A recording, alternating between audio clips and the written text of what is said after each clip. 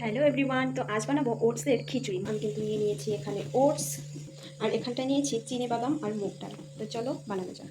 কড়াইয়ে দিয়ে দিয়েছি সর্ষের তেল,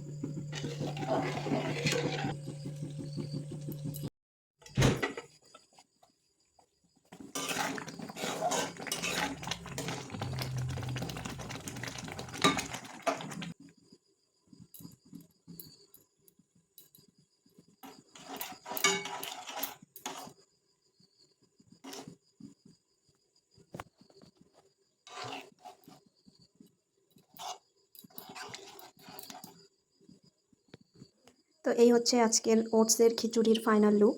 তোমরা জানাতে ভুলো না কেমন হয়েছে, আর তোমরা কিভাবে ওটস খাও কমেন্ট বক্সে জানিও, আমিও ট্রাই করব। টাটা।